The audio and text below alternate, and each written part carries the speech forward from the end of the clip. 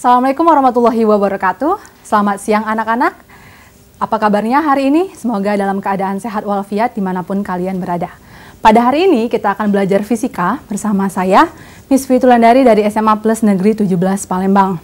Topik pada hari ini mengenai dinamika partikel, di mana materi, contoh soal, serta pembahasan telah diterbitkan pada Koran Harian Sumatera Express hari Senin 7 September 2020. Jangan lupa siapkan alat tulisnya, mari kita mulai pelajarannya dari sekarang.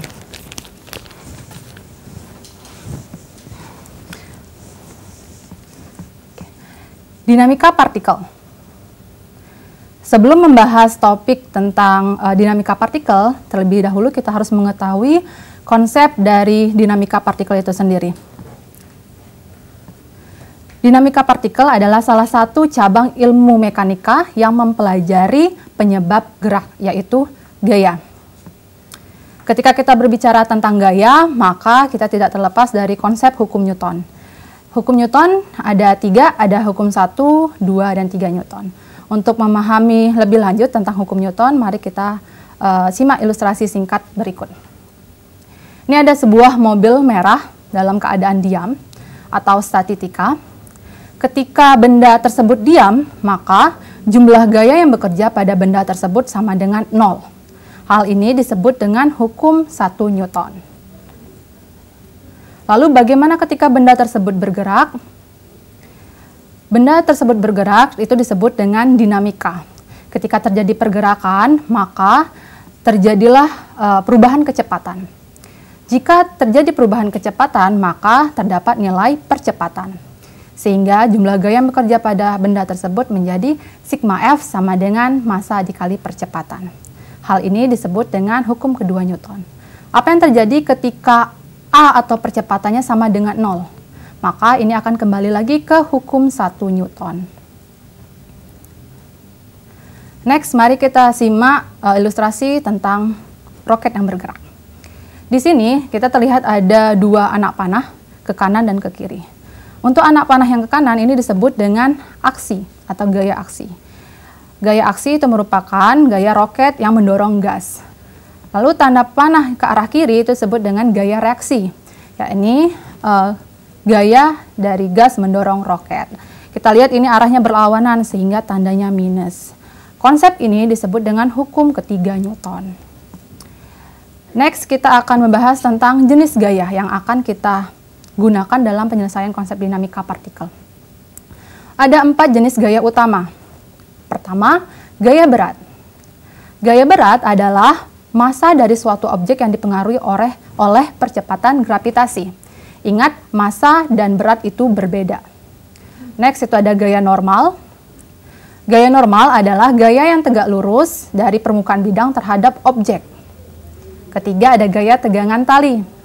Gaya tegangan tali terjadi ketika suatu tali meregang, ya, dari sisi kanan dan sisi kiri. Lihat, ini ada T1 dan T2.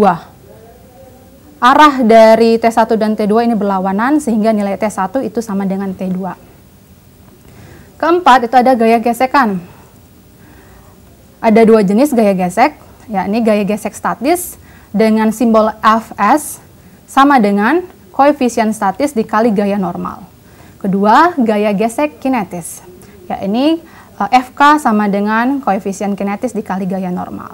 Contoh sederhananya ketika kita berjalan terjadi gaya gesekan antara telapak sepatu dengan lantai. Atau kedua, ketika kita mendorong sebuah objek dengan percepatan tertentu, maka gaya gesekannya itu berlawanan arah dengan arah percepatan benda tersebut. Next, diagram benda bebas. Diagram benda bebas ini merupakan salah satu cara yang paling gampang untuk menyelesaikan konsep dinamika partikel. Apa yang dimaksud dengan diagram benda bebas? Diagram benda bebas adalah diagram yang menggambarkan semua gaya yang bekerja pada benda yang ditinjau. Langkah pertama, yakni kita gambar sketsa situasinya. Di sini Miss mempunyai gambar dari seorang mendorong suatu objek. Oke. Langkah kedua, kita analisis tiap benda satu persatu dan gambar diagram benda bebasnya untuk vektor gaya berdasarkan sumbu X dan sumbu Y. Gaya pertama untuk sumbu X itu ada gaya dorong F, dan gaya berlawanan arah yakni gaya gesek, F kecil simbolnya. Itu untuk sumbu X. Lalu bagaimana sumbu Y? Pada sumbu Y itu ada gaya normal yang tegak lurus terhadap bidang, dan gaya berat yang menuju negatif sumbu Y. Ketiga, yakni kita tentukan dan uraikan arah gaya yang bekerja berdasarkan arah sistem. Substitusikan pada persamaan hukum Newton. Tadi sudah kita bahas kalau persamaan hukum Newton itu sigma F sama dengan M kali percepatan. Itu untuk benda yang bergerak ya. Oke. Ketika terjadi pergerakan pada sumbu X, maka sigma Fx-nya itu sama dengan MAX. Lalu, bagaimana kalau terjadi percepatan pada sumbu Y? Maka sigma F-nya itu sama dengan sigma Fy sama dengan MAY. Selesaikan persamaan tersebut, kita substitusikan semua gaya yang diketahui ya untuk mencari besaran yang tidak diketahui. Di sini Miss menggunakan nilai percepatan. Untuk memahami konsepnya lebih lanjut mengenai dinamika partikel, kita akan membahas soal. Oke, pembahasan soal latihan. Kita mulai dari nomor 1. Di sini Miss mempunyai suatu soal. 2 buah balok M1 sama dengan 2 kg dan M2 sama dengan 1 kg. Saling terhubung melalui seutas tali ringan dan tidak elastik. Kedua balok ditempatkan pada sebuah meja horizontal kasar. Ingat di sini keywordnya kasar. Pada balok M2 bekerja suatu gaya dengan besar F sama dengan 20 Newton dan membentuk sudut tan theta sama dengan 3/4 terhadap horizontal. Jika koefisien gesekan kinetik antara kedua balok dengan meja adalah μk sama dengan 1/3, maka besar tegangan talinya adalah soal tersebut dari UTBK 2019. Pilihan jawabannya itu ada A 6 Newton, B 8 Newton, C 10 Newton, D 12 Newton, dan E 14 Newton. Ingat langkah pertama kita ilustrasikan kembali gambar. Kita lengkapi gambar dari gaya pada sumbu X. Pertama ada Fx ke arah kanan. Tadi di soal dijelaskan bahwa terbentuk sudut F terhadap horizontal atau theta. Gaya lain yang bekerja itu ada T1, T2, FK1, dan FK2. Ya. Dan pada sumbu vertikalnya ada Fy sebagai proyeksi dari nilai F. Terus gaya vertikal yang lain itu ada gaya normal N1, N2, dan berat ya, W1 dan W2. Silakan diperhatikan tanda panahnya ya. Oke, untuk penyelesaiannya, di soal itu diketahui tan theta sama dengan 3/4. Secara matematis, kita bisa mencari nilainya menggunakan aturan kosinus, yakni cos theta itu sama dengan 4/5, sin theta sama dengan 3/5. Dan semua informasi dari soal di sini Miss tulis ulang. M1 sama dengan 2 kg, N2 sama dengan 1 kg, F sama dengan 20 Newton, dan μk sama dengan 1/3. Oke, percepatannya itu ke arah kanan. Uraikan gaya yang bekerja pada arah percepatan sistem, yakni sumbu X, karena si percepatannya bergerak ke arah kanan ya, berarti di sumbu horizontal. Sigma Fx itu sama dengan M total dikali dengan A sistem. Substitusikan gaya yang bekerja. Di sini gaya yang bekerja itu adalah Fx ke arah kanan, ya. Di sini Fx ke arah kanan, terus FK1 ke arah kiri jadi bernilai negatif, FK2 ke arah kiri juga bernilai negatif. Muncul pertanyaan mengapa nilai T1 dan T2-nya tidak kita substitusikan, karena T1 dan T2 itu pada benda yang sama dan berlawanan arah sehingga nilainya itu 0. Sama dengan M1 plus M2 dikali dengan A sistem. Substitusikan nilainya, Fx itu sama dengan F cos theta minus μk N2 ya, minus lagi μk N1 sama dengan M1 plus M2 dikali A sistem. Ini mengapa nilai Fx-nya kita pakai cos? Karena nilai theta-nya itu berhimpitan dengan nilai Fx ya. Cara gampang untuk mengetahuinya kita pakai cos. Kita pindah ruas, maka nilai A sistem atau percepatan sistem itu sama dengan F cos theta minus μk N2 minus μk N1 per M1 M2. pada soal itu sudah diketahui nilai M, ya, udah diketahui nilai F, theta, M1 dan M2. Apa yang tidak ketahui itu adalah nilai N1 dan N2, ya. Jadi yang harus kita cari nilai N2 dan N1. Bagaimana mencari nilai N1, N2? Kita lihat nilai N1 dan N2 itu berada di sumbu vertikal. Maka untuk menentukan nilai N, kita uraikan gaya pada sumbu Y untuk setiap benda berdasarkan arah sumbunya. Kita selesaikan satu-satu ya dari benda pertama. Sigma FYT sama dengan 0. Kenapa sama dengan 0? Karena tidak ada pergerakan pada sumbu Y, sehingga nilainya sama dengan 0. N1 itu ke atas, ya, nilai plus Y. W1 itu ke bawah dengan sebagai negatif Y. Kita pindah ruas, N1 sama dengan W1. Ingat nilai W atau berat itu nilainya massa dikali percepatan gravitasi. Karena di soal diketahui massa 1 itu 2 kg, maka percepatan gravitasinya 10, maka nilai N1-nya itu sama dengan 20 Newton. Oke, anak-anak, nanti kita lanjutkan lagi untuk pembahasannya. Jangan kemana-mana. Kita akan lanjutkan materinya setelah pariwara berikut.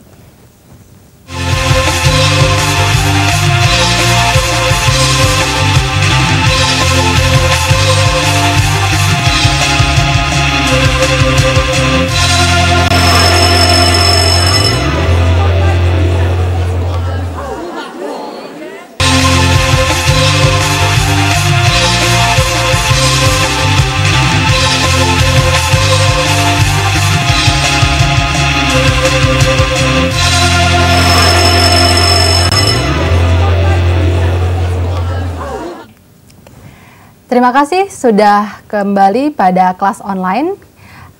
Anak-anak, jika ada pertanyaan, kalian bisa telepon di nomor 0711 3822. Ya, kita lanjutkan materinya. Tadi kita sudah dapat nilai N1 sama dengan 20 Newton ya. Selanjutnya kita cari nilai N2-nya. Maka kita jabarkan untuk jumlah gaya yang bekerja pada benda kedua. Sigma FY2 sama dengan 0. Pada benda kedua ini sedikit lebih kompleks karena ada gaya tambahan, yakni nilai Fy. Lihat, gaya Fy itu tanda panahnya ke arah bawah, sehingga nilai Fy itu sama dengan minus Fy ya. N2 sama dengan N2 minus Fy minus W2 sama dengan 0. Kita pindah ruas, maka nilai N2 itu sama dengan W2 plus F sin theta. Ingat tadi di soal sudah diketahui bahwa massa benda kedua itu 1 kg. Tinggal kita kalikan dengan percepatan gravitasi sehingga nilai W2-nya itu sama dengan 10 Newton. Plus 20 Newton, sin nilai F, dan sin theta-nya 3/5. Maka hasil akhirnya itu N2 sama dengan 22 Newton. Setelah dapat nilai N1 dan N2, maka kita bisa substitusikan ke persamaan percepatan. Ingat gerakan bendanya tadi itu ke arah kanan, A sistem, maka persamaannya kita tulis kembali. A sistem sama dengan F cos theta minus mu K N2 minus mu K N1 per M1 plus M2. Ini penjabarannya. Kita masukkan semua yang diketahui, nilai F-nya itu 20, nilai cos theta-nya itu 4/5, mu K-nya 1/3, N2 22 Newton, N1 20 Newton per 3. Hasil akhirnya adalah 2/3 meter per sekon kuadrat. Ini belum selesai karena yang ditanya itu adalah tegangan talinya. Ya. Lalu bagaimana mencari tegangan talinya? Di awal tadi Miss sudah bilang nilai T1 itu sama dengan T2 ya kan? Maka kita tinggal pilih salah satu balok saja, mau M1 atau M2. Di sini Miss pilih M1 karena gambarnya lebih simpel dan gaya yang bekerja lebih sedikit. Ini dari gambar kita sebenarnya sudah bisa lihat nilai T1 itu berlawanan dengan nilai FK1. Maka bisa kita asumsikan nilai T1 sama dengan FK1. Tapi untuk lebih jelasnya kita jabarkan berdasarkan persamaannya. Ini persamaannya sigma Fx sama dengan M1 A sistem. Karena pergerakan bendanya itu ke arah horizontal, ke arah kanan horizontal, maka kita menggunakan sigma Fx. Sama dengan M1 dikali A system. Ya. T1 itu minus FK1 sama dengan M1 A system. T1 pindah ruas nilai FK1-nya sama dengan M1 A system plus mu K N1. Substitusikan semua persamaan atau semua nilai yang telah diketahui sehingga nilai T1 atau tegangan talinya itu 8 Newton. Oke, jadi kita simpulkan nilai T1 itu sama dengan T2 sama dengan tegangan tali secara keseluruhan, yakni 8 Newton. Itu untuk soal pertama. Oke, Miss harap soal yang pertama ini sudah cukup jelas ya. Jika ada pertanyaan silahkan ditanyakan pada nomor telepon 0711 3822. Soal kedua. Dua benda A dan B masing-masing bergerak bermasa 3 kg dan 2 kg dihubungkan dengan tali melalui sebuah katrol. Kita lihat pergerakannya seperti berikut. Mula-mula B ditahan kemudian dilepaskan. Oke. Jika G sama dengan 10 meter per sekon kuadrat atau percepatan gravitasinya 10 meter per sekon kuadrat, maka kecepatan B saat menumbuk lantai adalah, soal berikut adalah soal Hertz UTBK 2020. Jadi kita mencari nilai kecepatannya ya. Lagi-lagi kita melengkapi diagram benda bebasnya. Di sini sudah Miss lengkapi diagram benda bebasnya. Untuk informasi yang kita ketahui itu nilai massa benda A 3 kg, massa benda B 2 kg, dan percepatan gravitasinya 10 meter per sekon kuadrat. Uraikan gaya yang bekerja pada arah percepatan sistem untuk mencari A sistem. Kita lihat pergerakannya ini itu berasal dari, lihat, ini A dari untuk sumbu horizontalnya dia ke arah kanan, ketika dia bergeraknya ke arah bawah untuk benda B-nya ya. Jadi ini pergerakan sistemnya dari ke kanan lalu ke bawah. Maka sigma F-nya itu sama dengan M total dikali A sistem ya, atau percepatan sistem. Kita substitusikan semua persamaan yang ada atau semua nilai yang ada. WB itu bernilai positif. Mengapa nilai WB positif? Karena dia searah dengan nilai percepatannya. Terus di sini Miss juga substitusikan nilai TB ke arah atas. Dia bernilai negatif. Mengapa negatif? Karena dia berlawanan arah dengan percepatan sistem. Untuk TA itu nilainya positif karena dia ke arah kanan yang searah dengan percepatan sistem. Sama dengan MA plus MB dikali A sistem. Oke, kita sederhanakan lagi menjadi WB sama dengan MA plus MB A sistem. Kenapa di sini nilai TA dan TB-nya kita hilangkan? Karena nilai TA dan TB itu pada tali yang sama dan berlawanan arah. Jadi nilainya sama. Jadi ini bisa kita cross ya, minus TB plus TA. Maka hasilnya sebagai berikut. A sistem sama dengan MB kali G sebagai penjabaran dari nilai berat per MA plus MB, sehingga didapatkan percepatan sistemnya 4 meter per sekon kuadrat. Belum selesai karena yang mau kita cari itu nilai kecepatannya ya. Di sini Miss tulis ulang lagi nilai percepatan sistemnya yakni 4 meter per sekon kuadrat. V0-nya 0 meter per sekon, H sama dengan 2 meter. H itu nilai ketinggian dari benda B. Mengapa kita dapat nilai 0 meter per sekon? Karena di soal tadi dikatakan bahwa benda mula-mula diam. Ya. Untuk menentukan nilai kecepatan benda B, kita bisa menggunakan persamaan GLBB atau gerak lurus berubah beraturan. Nilainya adalah PT kuadrat atau kecepatan akhir kuadrat sama dengan P0 kuadrat plus 2AH. P0-nya sama dengan 0, jadi kita substitusikan menjadi P1 kuadrat, PT kuadrat sama dengan 2AH.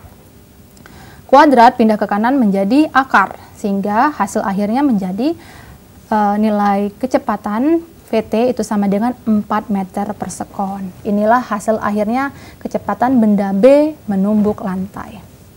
Oke, itu untuk soal nomor 2. Selanjutnya di sini Miss punya soal nomor 3. Sebuah balok bermasa 120 kg berada dalam bidang miring kasar dengan sudut kemiringan θ. Tan θ itu sama dengan 3/4. Balok tersebut terhubung dengan balok lain yang bermasa M ya, melalui seutas tali dan katrolnya licin. Koefisien gesek statis dan kinetis antara balok dan bidang miring masing-masing adalah μs 0,25 dan μk sama dengan 0,1. Nilai maksimum M agar sistem tetap dalam keadaan diam. Ingat, keywordnya di sini keadaan diam. Itu berarti sigma F atau jumlah gaya yang bekerja pada sistem tersebut sama dengan 0. Maka kita menggunakan konsep hukum pertama Newton ya, karena tidak ada nilai percepatan di sini. Oke. Di sini Miss tulis ulang, Miss gambar ulang ya untuk sistemnya. Lagi-lagi kita melengkapi diagram benda bebasnya.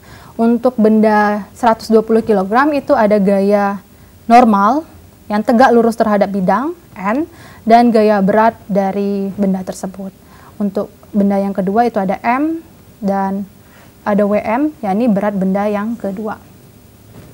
Di sini Miss jabarkan kembali karena dia membentuk sudut, maka ada proyeksi nilai WY dan nilai WX ya. Di soal tadi dikatakan bahwa lantainya kasar sehingga terjadi gaya gesekan di sini. Di sini Miss menggunakan gaya gesekan statis. Mengapa? Karena bendanya dalam keadaan diam, namun lantainya dalam keadaan kasar. Gitu. Jadi yang kita gunakan nilai koefisien statis 0,25. Uraikan gaya yang bekerja pada setiap benda agar sistem 0. Oke. Tadi Miss sudah singgung bahwa nilai sigma F sama dengan 0. Nilai sigma F sama dengan 0 itu merupakan nilai dari hukum pertama Newton. Ya, kita jabarkan. WM itu sama dengan WX plus Fs. Ini alasannya lihat, WM itu berlawanan arah dengan WX dan Fs. Dan WX dan Fs itu searah, jadi kita bisa tambahkan nilainya ya. Gitu. Jadi ini kita bisa asumsikan nilai gaya di sini akan sama dengan nilai sebelah sini agar dia setimbang. Oke, kita jabarkan WX itu plus μs dikali N, di mana μs itu adalah koefisien statisnya. Kita jabarkan ulang nilai M-nya itu sama dengan WX plus μs dikali N. Ingat nilai WM atau gaya berat pada benda M itu nilainya adalah M dikali G. Di sini Miss sederhanakan kembali untuk mencari nilai M-nya. Yang belum diketahui di soal itu adalah nilai WX dan N ya. Sedangkan G dan μs-nya udah diketahui. Maka bagaimana kita menentukan nilai WX dan N? Oke, seperti ini caranya. Di sini gambar yang tadi itu Miss sempurnakan bentuknya menjadi sebagai berikut. Untuk menentukan nilai WX dan N, kita bisa gunakan uraian gaya pada benda yang bermasa 120 kg pada sumbu X dan sumbu Y. Pada sumbu X itu ada nilai WX dan ada Fs ya kan? Maka WX itu sama dengan W sin theta. Oke, berdasarkan konsep matematis ya, aturan kosinus, nilai WX itu berseberangan dengan nilai theta sehingga WX-nya kita pakai sin. Ya. Dan nilai W atau berat dari benda tersebut yakni mg dikali sin theta. M itu adalah massa dari si objek pertama yakni 120 kg dikali dengan percepatannya yakni 10. Sin theta itu sama dengan 3/5, maka hasil akhirnya WX itu sebesar 720 Newton. Untuk mencari nilai N, kita lihat karena nilai N itu kan berada di sumbu vertikal, maka kita menggunakan sigma Fy. Lagi-lagi itu sama dengan 0, karena tidak ada pergerakan di sumbu vertikal. N ke arah positif Y itu berlawanan arah dengan WY-nya. Maka nilai N itu sama dengan WY, yakni W cos theta. Ingat, untuk WY kita pakai cos karena nilai theta ini berseberangan dengan si nilai WY. Dan kita untuk WX kita pakai sin karena dia berseberangan ya. Maka hasil akhirnya 960 Newton.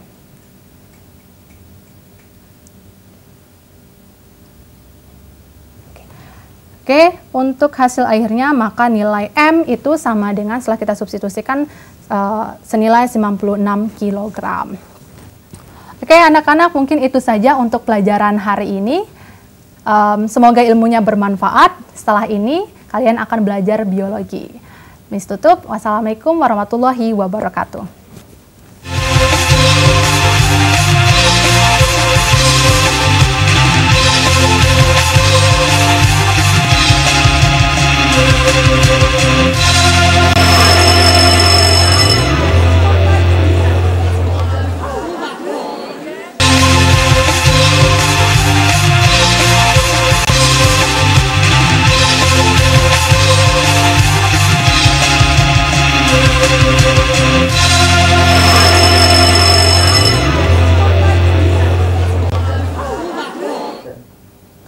Assalamualaikum warahmatullahi wabarakatuh anak-anak, apa kabarnya hari ini? Semoga kalian tetap sehat walafiat dan tetap ya selalu jaga kebersihan diri dimanapun kalian berada.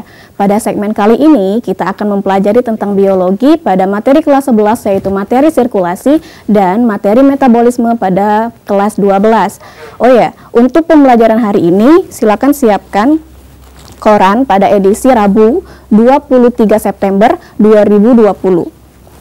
Mari kita lanjutkan ke pembahasan soalnya. Sebelum kita masuk ke pembahasan soal, jangan lupa jika kalian ada pertanyaan, kalian bisa hubungi di nomor 0711 38 0022. Mari kita lanjutkan pembahasan soalnya.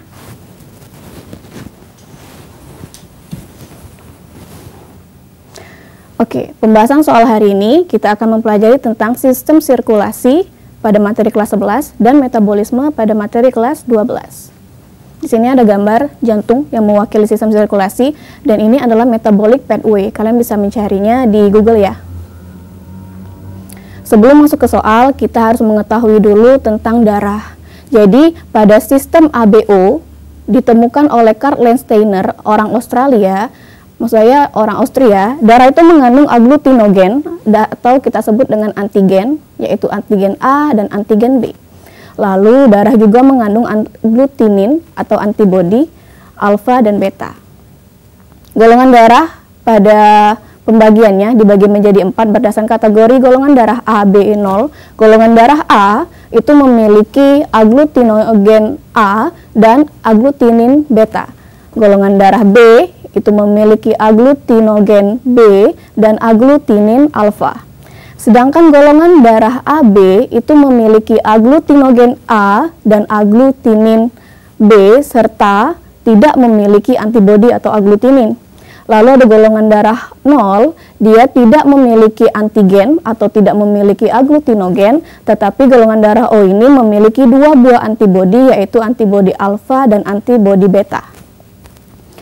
Penggumpalan atau agglutinasi itu terjadi jika antibodi alfa bertemu dengan antigen A dan antibodi beta bertemu dengan antigen B. Jadi permasalahan ini biasanya kita temukan pada proses transfusi darah, sehingga transfusi darah itu dibutuhkan kecocokan antara agglutinogen dan agglutinin dari penerima ke donor.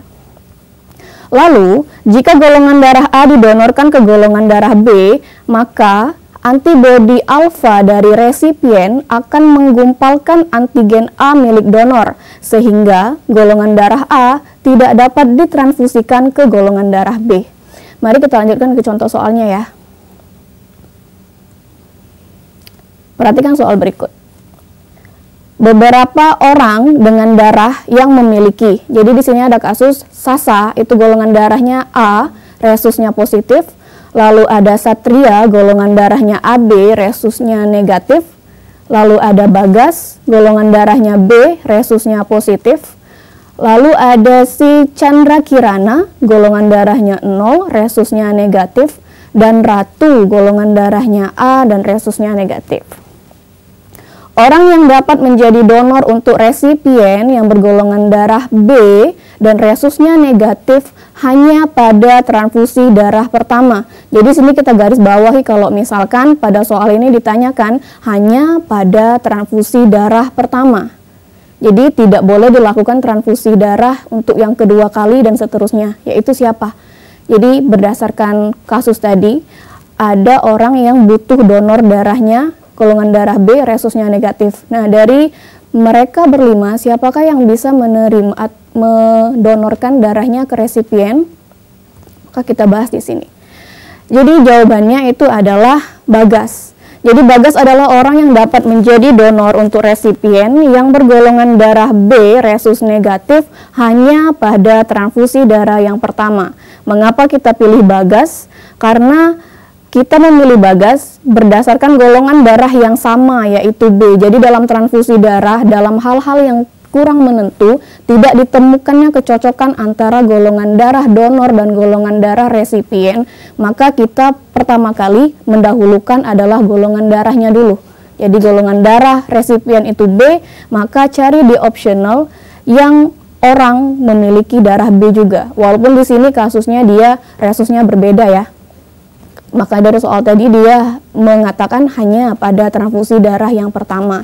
Jadi Bagas ini dia tidak bisa lagi mendonorkan darahnya ke resipien untuk yang kedua kalinya. Jawabannya adalah yang C. Nah, sebelum kita lanjut ke soal selanjutnya, ini ada tabel. Jadi tabel ini mewakili agglutinogen dan agglutinin pada darah kita. Jadi di sini ada antigen. Jadi antigen itu dia di on RBC atau di eritrosit atau sel darah merah. Jadi golongan darah A itu dia punya antigennya A, golongan darah B punya antigen B, golongan darah AB antigennya juga A plus B, sedangkan golongan darah 0 atau yang biasa orang sebut dengan tipe darah O itu dia tidak memiliki antigen, jadi tidak ada antigen di eritrositnya. Namun di antibody di sini dia kebalikan, jadi cara mengingat antara golongan darah itu Bu, antigen atau antibodinya bagaimana ya Bu? Jadi kalian tuh silakan ingat antigennya saja. Jadi kalau antigennya A, maka golongan darahnya A. Sedangkan kalau ditanya antibodi, maka kebalikannya. Jadi antibodi ini ada di plasma darah ya. Jadi di serum darah itu selain ada sel darah merah, sel darah putih, dan keping darah, itu juga ada yang namanya plasma darah. Jadi ada antigen, maksud Ibu, ada antibodi B, ada antibodi A. Nah, golongan darah AB dia tidak memiliki yang namanya antibodi di plasma. Jadi sering beberapa kasus menyatakan kalau misalkan golongan darah B ini adalah golongan darah yang sangat mudah sakit seperti itu ya. Itu dikarenakan antibodinya dia tidak memiliki baik A maupun B. Sedangkan untuk golongan darah 0 atau golongan darah O yang sering kita ketahui dia punya kedua-duanya. Gitu. Jadi di sini sudah ditabelkan, bisa kalian catat ya, golongan darah A, B, AB dan 0, antigen dan antibodinya. Kita lanjutkan ke soal tentang sistem sirkulasi yang kedua. Jadi soal ini Ibu ambil dari soal SBMPTN. Jadi pernah ditanyakan yaitu mengapa darah kita tidak dapat membeku ketika berada dalam pembuluh darah. Jadi kenapa darah itu dia mengalir terus di dalam pembuluh darah, sedangkan apabila darah itu dia sudah keluar dari pembuluh darah, maka darah itu akan membeku. Option yang A katanya karena darah kita mengandung heparin yang dihasilkan oleh basofil sehingga dapat mencegah pembekuan darah. Atau yang B, karena darah kita itu mengandung histamin yang dihasilkan oleh basofil sehingga dapat mencegah pembentukan darah. Atau yang C, karena darah kita mengandung trombokinase yang dapat mencegah pembekuan darah. Atau yang D, karena darah kita mengandung protein albumin yang dapat mencegah pembekuan darah. Ataukah jawabannya yang E, karena darah kita memiliki pH atau tingkat keasaman yang netral sehingga dapat mencegah pembekuan darah. Maka jawabannya di sini kita bahas, pembahasannya jawabannya adalah yang A. Bagaimana pembahasannya? Darah itu tidak dapat membengkak saat berada di dalam pembuluh darah karena adanya atau terdapatnya suatu kandungan heparin yang berada di dalam darah. Prosesnya itu dia untuk mencegah proses pembekuan darah. Jadi di dalam darah itu ada suatu protein yang namanya heparin, itu dihasilkan oleh basofil. Basofil itu apa? Ingat lagi kalau misalkan basofil ini adalah salah satu jenis dari sel darah putih ya. Nah, sel darah putih ini dia akan menghasilkan yang namanya heparin, sehingga heparin inilah yang akan membuat tidak terjadinya aglutinasi atau pembekuan di dalam pembuluh darah kita. Ingat, pembuluh darah kita ada dua, yang utama itu ada arteri dan vena, serta ada pembuluh yang kapiler. Ya. Jadi kalau ditanya heparin itu dihasilkan oleh basofil. Nah, sebelum masuk ke pertanyaan selanjutnya, ini kita mau jelasin dulu ya. Jadi ingat lagi kalau misalkan basofil tadi itu salah satu jenis dari sel darah putih atau leukosit kita kenal, lalu ada trombokinase. Trombokinase ini ingat saja di sini ada trombo, itu adalah keping darah. Nama lain dari keping darah adalah trombosit. Kalau di biologi, kalau ada se atau ase seperti ini, maka dia adalah salah satu enzim, gitu ya. Dan enzim ini dia berfungsi untuk mencegah pembekuan darah, tuh. Tapi bukan dia yang membuat darah di dalam pembuluh tidak mengalir. Lalu di sini kita kita kenal juga ada protein albumin, seperti itu ya. kita lanjutkan ke soal selanjutnya. Oke, jadi soal selanjutnya ini materi kelas 12 ya. Jadi bagi anak-anak yang kelas 10, kelas 11, mau kelas 12 itu silakan menyimak karena pembelajaran atau materi ini itu biasanya selalu keluar di soal-soal ujian karena nanti kalian akan menghadapi soal-soal yang bersifat AKM, yaitu kemampuan untuk membaca grafik, membaca tabel, dan sejenisnya seperti itu. Oke, tabel berikut adalah hasil percobaan pertumbuhan tanaman yang diberi giberelin dengan konsentrasi yang berbeda. Oke, jadi di sini ada giberelin. Giberelin ini adalah salah satu jenis dari hormon tumbuhan ya, yang menyebabkan tumbuhan itu dia tumbuh dan mengalami pembelahan. Di sini ada 5 tanaman P, Q, R, S, T, lalu juga terdapat konsentrasi giberelinnya. Oke anak-anak, sebelum kita melanjutkan pembahasannya, marilah kita saksikan pesan-pesan berikut ini. Tetap di kelas online.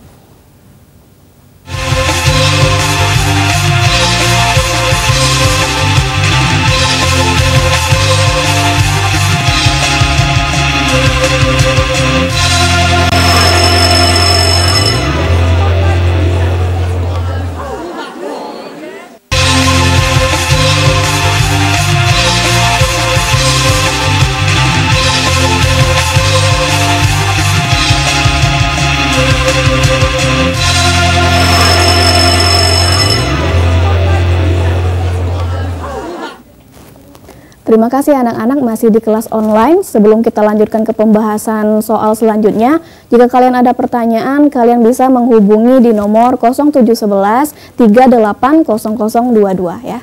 Oke, mari kita lanjutkan ke pembahasan soal yang tadi. Jadi kita tadi sudah ada tabel, jadi ada tanaman P, Q, R, S, lalu ada konsentrasi giberelinnya.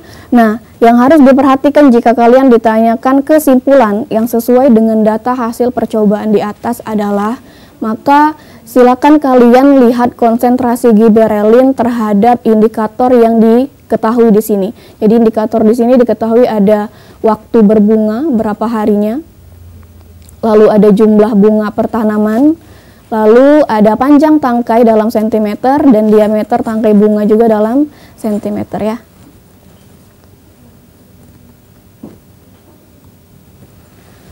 Jadi yang sesuai berdasarkan gambar atau tabel tadi, optionnya yang A, kadar giberelin katanya berbanding lurus dengan kecepatan berbunga tanaman. Lalu yang B, kadar giberelin berbanding lurus dengan perpanjangan tangkai tanaman. Yang C, jumlah bunga pada tanaman tidak dipengaruhi oleh kadar giberelin. Atau yang D, pemberian giberelin tidak mempengaruhi pertumbuhan tanaman. Atau yang E, semakin tinggi kadar giberelin maka diameter bunga juga semakin lebar. Ini tabelnya tadi. Jadi pembahasannya kayak gini. Berdasarkan tabel kita dapatkan kesimpulan bahwa semakin sedikit giberelin maka waktu yang dibutuhkan tanaman untuk berbunga juga semakin lama. Maka jawaban yang kita ambil adalah yang A. Bagaimana melihatnya? Di sini ada kabar, maksud ibu ada konsentrasi giberelin dalam ppm, itu yang tanaman P itu dia hanya 0 ppm sehingga waktu berbunganya dia lebih lama ketimbang tanaman QRST yang dia ada konsentrasi giberelinnya. Berdasarkan tabel ini bahwa konsentrasi giberelin dari P sampai T ini dia terus bertambah, sedangkan waktu berbunganya dia semakin sebentar. Jadi semakin banyak giberelin maka proses pembungaannya pun semakin cepat ya. Kalau yang B ini kan kadar giberelin itu katanya berbanding lurus dengan perpanjangan tangkai. Jadi sini kita lihat perpanjangan tangkai ternyata dari P sampai T tangkainya itu semakin banyak ppm dari giberelin malah perpanjangannya semakin pendek seperti itu. Kalau yang C, jumlah bunga pada tanaman itu tidak dipengaruhi oleh kadar giberelin. Apakah tidak dipengaruhi? Maka kita lihat dari diameter bunganya di sini atau jumlah bunganya juga bisa. Jadi jumlah bunga di sini ternyata giberelin itu dia memiliki masa yang optimal harus ya atau optimum. Jadi walaupun dia tidak ada memakai giberelin, jumlah bunganya dia 0,9, Lalu kalau kita pakai 2000 ppm giberelin, dia juga 0,9 di sini. Berarti kalau kita yang Q 500 dia malah jadi 2,3. Jadi pernyataan yang C ini tidak bisa dijadikan jawaban karena ternyata giberelin juga mempengaruhi jumlah bunga seperti itu. Lalu yang D itu katanya pemberian giberelin tidak mempengaruhi pertumbuhan tanaman. Sudah sangat jelas di sini kalau misalkan waktu, jumlah, dan panjang serta diameter tangkai bunga itu dia berbeda-beda pada setiap konsentrasi si giberelinnya itu ya. Lalu yang E, semakin tinggi kadar giberelin, diameter bunga juga semakin lebar. Semakin tinggi ke bawah, kita lihat diameternya malah semakin kecil dalam sentimeter, seperti itu ya. Kita lanjutkan ke soal selanjutnya. Oke, jadi di materi metabolisme itu diawali dengan pembahasan tentang enzim ya. Di sini ada grafik tentang dalam suatu eksperimen kerja enzim katalase, diperoleh grafik sebagai berikut. Oke, jadi pembacaan grafik ini juga masuk dalam salah satu penilaian AKM. Jadi kalian dituntut untuk bisa membaca dan menyimpulkan grafik ya. Selain tadi ada tabel, nah sekarang ada grafik. Grafik tersebut menjelaskan bahwa enzim katalase, ini ada optionnya. Yang A itu bekerja optimal pada pH 3 sampai 6. Dia 3 sampai 6 ini katanya optimal. Lalu yang B bekerja optimal pada 6 sampai 5 di sini. Lalu mengalami kerusakan pada pH 5 sampai 7. Pada pH 7 sampai 9 aktivitas enzimnya meningkat.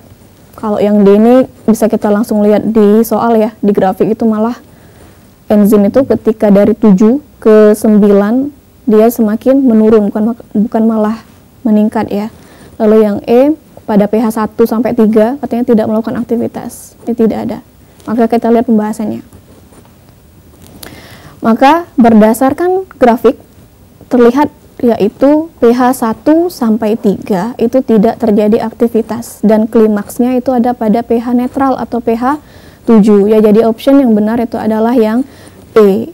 Kalau yang A ini kan dia bekerja pada 3 sampai 6, enggak ya. Jadi enzim katalase ini dia bekerja optimal. Ingat, nah, optimal itu artinya enzim itu memiliki kerja pada suhu dan pH yang berbeda-beda. Jadi sini ada enzim katalase. Jadi dia bekerja itu puncaknya pada pH netral atau pH 7 seperti itu ya. Bukan optimalnya pada 3 sampai 6, tapi optimalnya itu dia dari 6 nih. 6 sampai 7, dari 7 ke 9 dia malah turun, seperti itu. Pada pH 1 dan 3 tidak melakukan aktivitas sudah terlihat di sini dari pH 0, 1, 2, 3 dia tidak ada yang namanya pergerakan kerja enzim katalasenya. Oke, kita lanjutkan ke soal selanjutnya ya, nomor 5.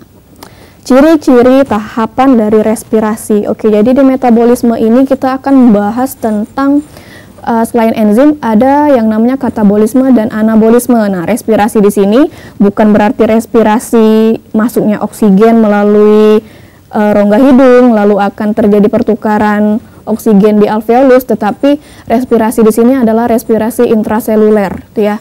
Jadi respirasi intraseluler itu dia ada di dalam mitokondria. Nah, yang merupakan ciri tahapan dekarboksilasi oksidatif respirasi aerob adalah yang mana? Jadi berdasarkan optionnya ini, kita disuruh berdasarkan dekarboksilasi oksidatif itu yang mana? Seperti itu. Kita bahas ya. Ini adalah gambar dari mitokondria. Jadi ini adalah organel sel yang ada di dalam sel kita. Jadi sel adalah organ terkecil atau organ terkecil dalam tubuh kita. Nah, di dalamnya ada organel lagi yang kita sebut dengan salah satunya si mitokondria ini. Jadi mitokondria ini yang berfungsi sebagai pembuat ATP. Di sini ada ATP synthase, artinya dia membuat yang namanya ATP atau energi. Seperti itu ya. Nah, ini secara mudahnya kalian jika ingin mempelajari secara mendalam tentang tahapan dari respirasi seluler, itu ada tahapan glikolisis, dekarboksilasi oksidatif, lalu ada tahapan siklus Krebs, dan ada transport elektron. Jadi kalau ditanya ada berapa tahapan untuk pembuatan energi dalam tubuh kita, itu dijawabnya adalah 4 ya, ada 4 tahapan. Nah, soal tadi dia nanya tentang dekarboksilasi oksidatif, sering disingkat dengan proses DO seperti itu. Lalu tempat berlangsungnya Ini ada sitosol. Jadi sitosol ini sama seperti sitoplasma ya. Jadi jangan bingung kalau soal dia nyebutin sitoplasma atau sitosol, itu sama saja. Lalu dekarboksi oksidatif ini ada DO, itu terjadi di dalam matriks. Lalu Krebs juga di matriks, serta transport elektron itu terjadi di membran dalam mitokondria. Itu ya. Jadi matriks itu yang mana? Matriks itu ini. Jadi ini kan ada bagian yang kayak tebing ya. Jadi dibayangkan kalau ini 3 dimensi, tebing-tebing ini kita sebut dengan krista. Lalu di antar tebing-tebing itu dia ada jalur inline kita sebut dengan matriks, di mana di dalam matriks itu ada cairan yang berfungsi untuk melakukan proses ini, melakukan proses DO dan melakukan proses yang namanya Krebs, seperti itu. Lalu ada bahan yang digunakan. Jadi bahan utama pembuatan energi tubuh kita dalam bentuk ATP tadi itu adalah glukosa ya. Jadi nasi atau makanan yang kita makan sehari-hari itu harus mengandung glukosa yang akan dipecah menjadi energi gitu. Lalu di DO bahannya ada asam pirufat, siklus Krebs itu bahannya ada asetil CoA, dan di transport elektron itu ada NADH dan FADH2. Nah, bahasannya tadi terjadi dalam kondisi anaerob. Jika tidak ada oksigen yang cukup, maka tidak akan masuk ke tahapan siklus Krebs ya. Jadi di DO ini dia mengalami proses yang namanya aerob atau mulai ada oksigen masuk. Jadi kalau ditanya Ibu, di glikolisis itu ada oksigen yang enggak, Bu? Enggak ada gitu ya. Jadi glikolisis itu dia prosesnya masih dalam tahapan yang anaerob atau ketidakadaan dari oksigen. Nah, yang merupakan ciri tahapan dekarboksilasi oksidatif respirasi aerob adalah, jadi opsinya yang benar adalah yang C, seperti itu ya. Jadi melibatkan akseptor hidrogen berupa NAD positif. Lalu yang ketiga tadi terbentuk 2 molekul asam pirufat dari pemecahan 1 molekul glukosa. Dan yang kelima itu terjadi pada membran mitokondria. Kalau kalian bingung apa itu membran mitokondria, itu sama saja yang namanya si matriks mitokondria ini tadi. Nah, NAD positif tadi itu sebagai akseptor yang akan bertemu dengan hidrogen menjadilah NADPH2. Jadi kalau ditanya siapa Bu akseptor di proses DO, maka jawabannya adalah si NAD positif yang akan menjadi NADH karena dia akan bereaksi dengan ion hidrogen ya. Ini ada jumlah ATP-nya juga. Kalau di DO dia tidak ada yang namanya ATP ya anak-anak. Jadi kalau misalkan kalian ditanya, Bu, apakah setiap tahapan ini menghasilkan ATP? Jawabannya tidak. Di tahapan DO atau kita sebut dengan tahapan dekarboksilasi oksidatif itu tidak mengandung yang namanya atau tidak dihasilkan si ATP-nya tadi. Nah, pada transport elektron inilah ATP terbesar karena dia mengakumulasi dari seluruh tahapan yang sudah ada, mulai dari glikolisis sampai ke Krebs. Seperti itu. Kalau kalian ingin mempelajari dalam tentang materi ini, silakan kalian buka materi tentang yang namanya metabolic pathway. Di situ reaksi kimia sudah sangat lengkap. Seperti itu ya. Oke, anak-anak, terima kasih. Pembelajaran kita untuk biologi selesai sampai di sini.